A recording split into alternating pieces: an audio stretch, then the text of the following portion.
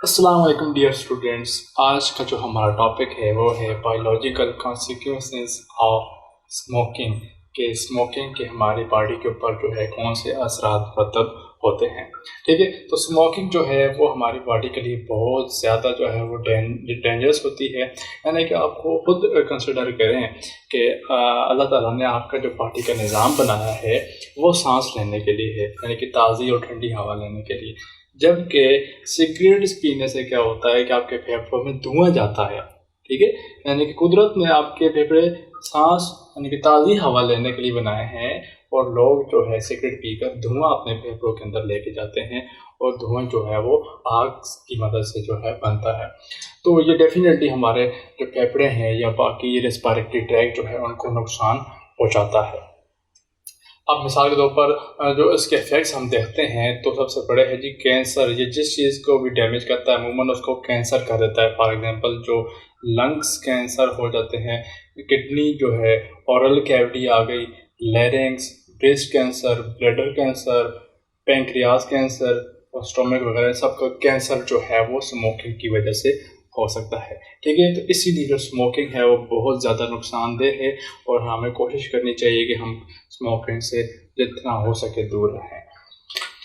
अब हम देखते हैं कि स्मोकिंग जो लोग करते हैं या जो स्मोक होता है सिगरेट का धुआं, उसके अंदर कौन कौन सी चीज़ें मौजूद होती हैं। तो जैसा कि आपने जो है देखा भी होगा कि सिगरेट के अंदर टोबैको जो है वो मौजूद होता है, तंबाकू। ठीक है, तंबाकू मौजूद होता है, और तंबाकू के अंदर ऑल अबाउट 4000 केमिकल्स जो हैं वो मौजूद होते हैं। ठीक है, तंबाकू के अंदर कितने केमिकल्स मौजूद होते हैं? 4000 केमिकल्स जो है मौजूद होते हैं, out of which 69 are carcinogens. ठीक है, जिनमें से के जो 69 हैं, 69 केमिकल्स हैं वो कार्सिनोजेन हैं। कार्सिनोजेन किसे कहते हैं? जो कि कैंसर काज करते हैं। ठीक है, क्या काज करते हैं? कैंसर काज करते हैं। तो उसको हम क्या कहेंगे? कार्सिनोजेंस कहेंगे। यानी कि जो एक बंदा एक कश लगाता है उसके अंदर कम अज़ कम जो है 69 ऐसे केमिकल्स जा रहे होते हैं जो कैंसर काज करेंगे। ठीक है, तो अब हम देखते हैं कि स्मोकिंग के इफ़ेक्ट्स क्या क्या क्या हैं। ठीक है, तो सबसे पहले है जी टार। टार की प्रोडक्शन। टार क्या होता है? जब सिगरेट का धुआं चलता है तो उसके बदले में उस धुएं से एक केमिकल बनता है जिसे क्या कहते हैं? टार। ठीक है, इसको चेक करने का बेहतरीन तरीका क्या है कि सिगरेट के धुएं के ऊपर आप एक कागज़ रखते हैं तो वो कागज़ जो है वो ब्लैकिश होना शुरू कर देगा। वो ब्लैकिश मटेरियल जो है उसे टार कहते हैं। अब वो टार जब आपके फेफड़ों के अंदर जाएगा तो डेफिनेटली जो है नुकसान करेगा। टार के अंदर बहुत ज़्यादा जो है कार्सिनोजेंस मौजूद होते हैं, और वो कार्सिनोजेंस ज़ाहिरी तौर पर क्या नुकसान करते हैं कि आपके जो दांत है और हाथों की उंगलियां हैं वहाँ पे कलर्स वगैरह आना शुरू हो जाते हैं। आपने देखा होगा कि अक्सर स्मोकर के दांत जो है वो पीले से होते हैं। ठीक है, तो ये किसकी वजह से है? टार जो मौजूद होता है सिगरेट के धुएं के अंदर। अच्छा, टार और क्या काम करता है जी? ये डैमेज लंग्स टिश्यू जो है, फेफड़ों के जो टिश्यू होते हैं उनको डैमेज करता है। कौन? टार जो है फेफड़ों के टिश्यूज को भी डैमेज करता है। And increase flame. फ्लैम क्या होता है? आपके जो फेफड़ों के अंदर म्यूकस होता है जिसे आप बलगम कहते हैं, और ये कभी कभार आपके फेरेंस तक भी आ जाता है। तो टार की वजह से फ्लैम की प्रोडक्शन बहुत ज़्यादा हो जाती है। तो टार एक चीज़ है जो आपको टोबैको या सिगरेट के अंदर देखने को मिलेगी। अब हम बात करते हैं पैसिव स्मोकिंग। पैसिव स्मोकिंग क्या है? एक बंदा डायरेक्ट जो सिगरेट पीता है वो तो ठीक है, वो सिगरेट पीता है, लेकिन उसके अपोजिट उसके सामने से जो धुआं निकल रहा होता है और साथ में बैठे लोग जो हैं वो सिगरेट तो नहीं पी रहे होते, लेकिन उनका धुआं, उस सिगरेट का धुआं उनके फेफड़ों में तो जा रहा होता है। तो इसको कहते हैं पैसिव स्मोकिंग। ठीक है, अगरचे वो उस बंदा सिगरेट नहीं पी रहा लेकिन उसके फेफड़ों के अंदर जा तो रहा होता है। आपको पता है ना, फलाना बंदा जो है सिगरेट पी रहा है, आपको बो आ रही होती है। बो आ रही है, इसका मतलब क्या है कि उसका धुआं आपके फेफड़ों के अंदर जा रहा है।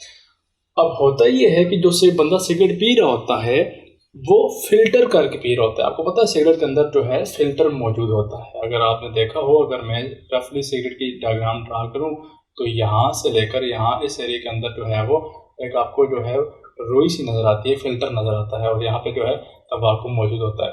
तो जो स्मोकर है वो इस एरिया से स्मोकिंग करेगा, लेकिन जो आप लोग बाहर बैठे होते हैं तो वो डायरेक्टली धुआं जो है वो स्मेल कर रहे होते हैं।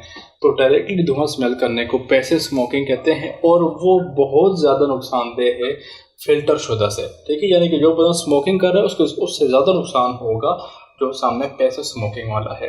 और हो सकता है कि पैसिव स्मोकिंग वाले को एलर्जी हो जाए, यानी कि वो उस जगह ना बैठ सके जहाँ पे वो कोई बंदा जो है स्मोकिंग वगैरह करता है। यही वजह है कि हुकूमत ने जो है पाबंदी लगा दी है कि आप टीवी के ऊपर जो है सिगरेट वगैरह के नशरियात नहीं देंगे, और सरकारी दफातर में भी अलहदा से एक क्वार्टर बना दिया जाता है कि जो लोग सिगरेट पीते हैं तो वहाँ जाकर पिएँ, बाकी लोगों को नुकसान ना दें, ठीक है। और अक्सर बात ऐसा होता है कि पैसिव स्मोकिंग से, यानी कि जो लोग सिगरेट नहीं पी रहे होते हैं लेकिन सिगरेट वाले लोगों के पास होते हैं, उनसे नफरत करना भी शुरू कर देते हैं, क्योंकि वहाँ पे वो बैठ नहीं सकते। दूसरा ये कि उनको कैंसर भी हो सकती है, ठीक है, और अमूमन हो जाती है। जो पैसिव स्मोकिंग का शिकार होते हैं उनको अमूमन कैंसर भी हो जाती है। तो सिगरेट के अंदर एक और चीज़ मौजूद होती है जिसे हम निकोटीन कहते हैं। और निकोटीन क्या करती है, वो आपके हार्ट रेट को ज़्यादा करती है। हार्ट रेट क्या होता है, दिल का धड़कना, यानी कि दिल जो पंपिंग करता है उसको बहुत ज़्यादा फास्ट कर देती है।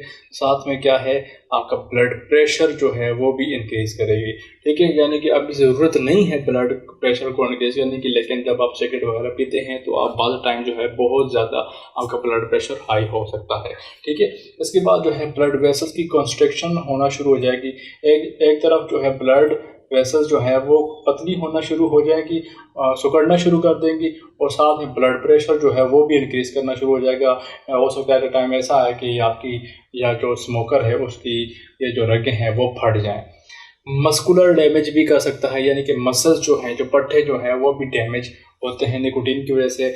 हार्मोनल डिस्टर्बेंस भी होती है, जो आपकी बॉडी के अंदर different kind of hormones release होते हैं, उनमें भी डिस्टर्बेंस हो जाती है। आपकी बॉडी के अंदर एक स्पेसिफिक अमाउंट में हर हार्मोन रिलीज होता है, तो उनकी रिलीजिंग जो है वो भी डैमेज करता है निकोटीन जो कि मौजूद होती है किसके अंदर, सिगरेट के स्मोक के अंदर, ठीक है।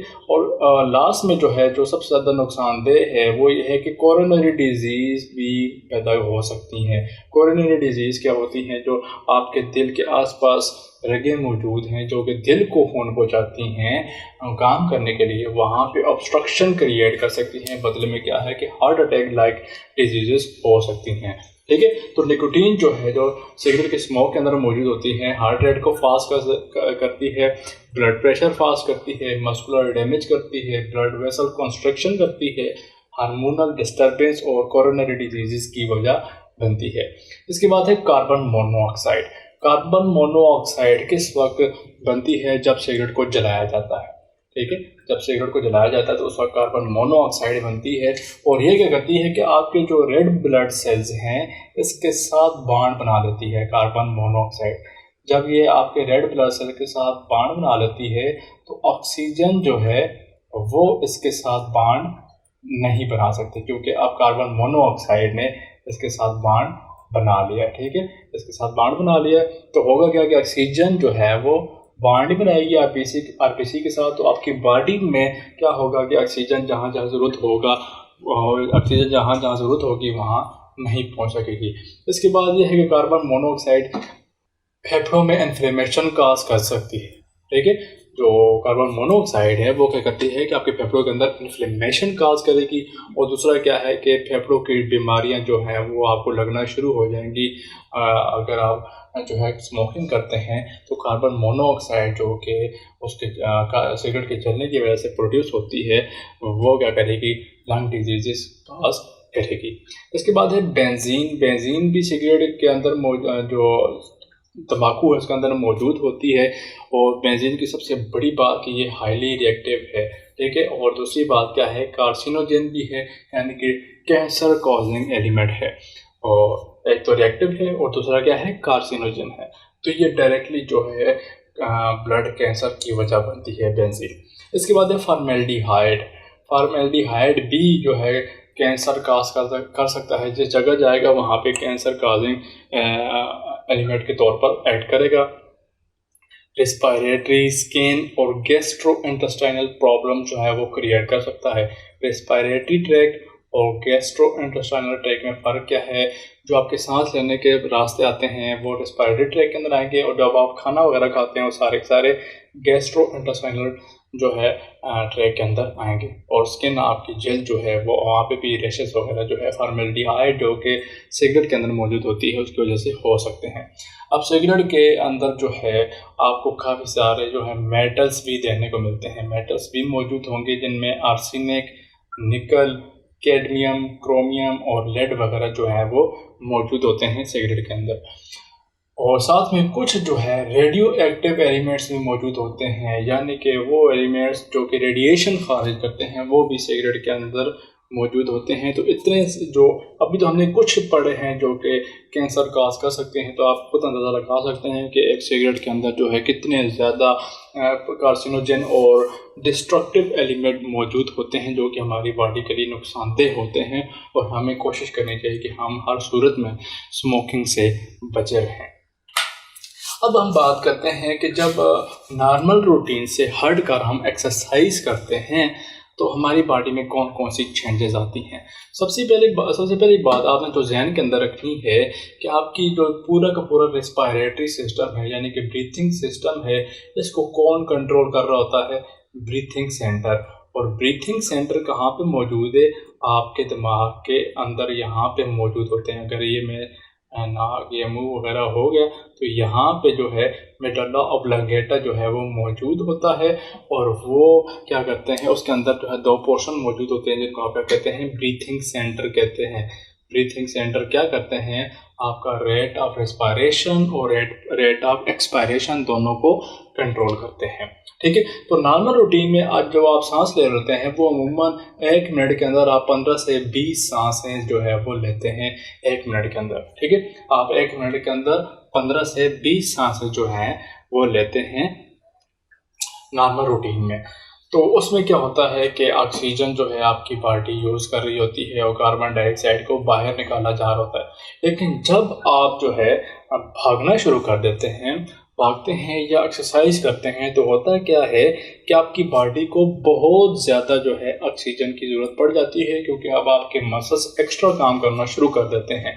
तब क्या होता है कि ब्रीथिंग सेंटर जो है वो ऑर्डर देते हैं रिब्स को, आपकी पसलियों को और डायाफ्राम को कि वो ज़्यादा से ज़्यादा तेज़ मूवमेंट करें। उनकी तेज़ मूवमेंट से क्या होता है कि फास्ट ब्रीथिंग होती है, आप तेज़ी से सांसें लेते हैं, जैसे आप भागने के बाद आपकी सांस जो है वो फूल जाती है। तो ये सारा का सारा मैकेनिज्म कौन कंट्रोल कर रहा होता है? Breathing centre which are located in your brain. तो रिब्स एंड डायफ्राम की जो मूवमेंट है और उनको कंट्रोल कौन कर रहा होता है? Breathing centre. तो उनकी वजह से फास्ट ब्रीथिंग प्रोसेस हो जाता है और ऑल अबाउट आप 1 मिनट के अंदर 30 से 40 सांसें जो हैं वो लेते हैं। उसकी वजह क्या है कि फॉर एग्जांपल आप आम रूटीन में काम कर रहे होते हैं और आपको जो है थोड़ी सी अमाउंट में ऑक्सीजन चाहिए होती है और आपको नॉर्मल काम करने से वो मिल जाती है। लेकिन जब आप कोई एक्सरसाइज वगैरह करते हैं तब आपके मसल्स को नॉर्मल रूटीन से ज़्यादा ऑक्सीजन चाहिए होती है। तो ज़्यादा ऑक्सीजन हासिल करने का सबसे बेहतरीन तरीका क्या है कि आप कम वक्त में ज़्यादा सांसें लें। ज़्यादा सांसें लेंगे तो आपको जो है ज़्यादा ऑक्सीजन मिलेगी। और आप जो है दूसरी बात क्या है कि जब आप एक्सटेंसिव काम करते हैं, ठीक है, एक्सरसाइज वगैरह करते हैं, तो उसमें क्या होता है कि आपकी बॉडी एनर्जी बनाती है और उसके बाई प्रोडक्ट में कार्बन डाइऑक्साइड बनती है। अब कार्बन डाइऑक्साइड जब ज़्यादा होती है तो वो सीधा जाती है आपके ब्रेन के अंदर, और ब्रेन जो है इनको ऑर्डर देता है कि इसको ब्रीथिंग सेंटर को ऑर्डर देता है कि आप क्या काम करें, ये वाला प्रोसेस फास्ट कर दें, यानी कि फास्ट ब्रीथिंग का प्रोसेस जो है वो शुरू कर दें। और क्या होता है कि आप तेज़ी से सांस लेना शुरू कर देते हैं, जिसके बदले आपको रिक्वायर्ड ऑक्सीजन जो है वो मिलना शुरू हो जाती है। और इसी तरह एक्सरसाइज या भागने वगैरह से आपको जो है ऑक्सीजन आपकी बॉडी को मिलती है। इसके बाद हम देखते हैं composition of inspired and expired air, यानी कि जो सांस हम अंदर ले रहे होते हैं और जो सांस हम बाहर निकाल रहे होते हैं, उनमें जो गैसेस हैं, जो हमारी रिक्वायरमेंट है या उनके अंदर जो एलिमेंट्स मौजूद हैं उनकी क्या क्या कंपोजिशंस होती हैं।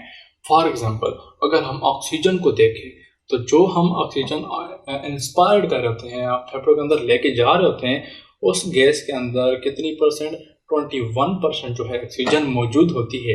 लेकिन जो ही हम सांस को बाहर निकालते हैं उसके अंदर 16% जो है ऑक्सीजन मौजूद होती है। इसी तरह कार्बन डाइऑक्साइड को देखते हैं तो जो सांस हम ले रहे होते हैं वो उसके अंदर कार्बन डाइऑक्साइड कितनी होती है 0.04%, लेकिन जो सांस हम बाहर निकाल रहे होते हैं उसके अंदर कार्बन डाइऑक्साइड कितनी होती है 4%। अब इसकी वजह क्या है कि आपकी बॉडी को ऑक्सीजन चाहिए होती है, इसीलिए जो आप सांस ले रहे हैं उसमें ऑक्सीजन ज़्यादा होती है, लेकिन जब आप बाहर निकाल रहे होते हैं तो उसके अंदर ऑक्सीजन कम होती है। और इसी तरह कार्बन डाइऑक्साइड आपकी बॉडी को नहीं चाहिए होती, जो सांस आप ले रहे हैं उसके अंदर कार्बन डाइऑक्साइड कम है, लेकिन जो सांस आप छोड़ रहे हैं उसके अंदर कार्बन डाइऑक्साइड आपकी बॉडी से शामिल हो जाती है। इसी तरह वाटर वेपर्स की बात करते हैं, आप ये बुखारात, तो जो सांस आप ले रहे होते हैं वो वेरिएबल है, वो आप डिपेंड करता है कि आप कौन से एरिया के अंदर रह रहे हैं, तो ये हर जगह जो है वो चेंज होती रहती है। लेकिन जब आप सांस को खारिज करते हैं तो वो सांस हमेशा सेचूरेटेड होती है, यानी कि उसके अंदर वाटर वेपर जो है वो सेचूरेटेड होते हैं। इसके बाद टेम्परेचर की बात करते हैं तो डेफिनेटली वो भी वेरिएबल होता है, कभी गर्मी होती है कभी सर्दी होती है, टेम्परेचर जो है हवा का वो चेंज होता है, हवा गर्म भी हो सकती है सर्द भी हो सकती है। लेकिन जब आप सांस को बाहर निकालते हैं तो वो ऑलमोस्ट 38 डिग्री सेंटीग्रेड की हवा होती है जो सांस आप अपने मुंह से बाहर निकालते हैं। तो ये थी composition of inspired and expired air, जो आप इनटेक करते हैं और आउट करते हैं, उसके अंदर कौन कौन सी चीज़ें कितने कितनी अमाउंट में मौजूद होती हैं। उम्मीद है आपको ये लेक्चर पसंद आया होगा। अगर आपको कोई क्वेश्चन वगैरह है तो नीचे कमेंट सेक्शन में पूछ सकते हैं।